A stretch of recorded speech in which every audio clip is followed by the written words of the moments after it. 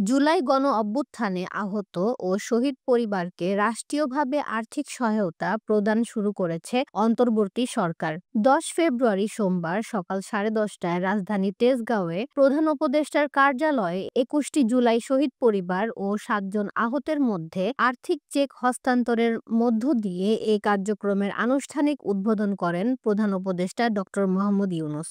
বৈঠকে ডক্টর ইউনূস বলেন, সবসময় ভাবি যাদের কারণে, যাদের ত্যাগের বিনিময়ে দেশটাকে আমরা নতুন বাংলাদেশ বলার সাহস করছি, তাদের এই ত্যাগ কোনো নিক্তি দিয়ে মাপা যায় না। জুলাই গণ অভ্যুত্থানে আহত ও শহীদদের ইতিহাসের স্রষ্টা হিসেবে আখ্যায়িত করে তিনি বলেন, আপনারা জীবন্ত ইতিহাস। মনের গভীর থেকে আপনাদের প্রতি কৃতজ্ঞতা। যে জাতি ইতিহাসকে স্মরণ করতে পারে না, সে জাতি জাতি হিসেবে গড়ে ওঠে না। জাতির পক্ষ থেকে আমি আপনাদের কৃতজ্ঞতা। শহীদ পরিবার ও আহতদের উদ্দেশ্যে ডক্টর ইউনূস বলেন, আজ থেকে আপনারা আনুষ্ঠানিকভাবে সরকারের অংশ হলেন। এটা হলো প্রাতিষ্ঠানিক স্বীকৃতি। এর বাইরেও আপনাদের দায়িত্ব সমাজের সবাইকে গ্রহণ করতে হবে। সব হত্যাকাণ্ড ও গুম খুনের বিচার হবে বলে জানিয়ে ডক্টর মোহাম্মদ ইউনূস বলেন, বিচার তাৎক্ষণিকভাবে করতে গেলে অবিচার হয়ে যায়। বিচারের মূল জিনিসটা হলো এটা সুবিচার হতে হবে, অবিচার যেন না হয়। আমরা অবিচারের বিরুদ্ধে দাঁড়িয়েছিলাম বলেই এই সংগ্রাম হয়েছে, এই আত্মত্যাগ হয়েছে।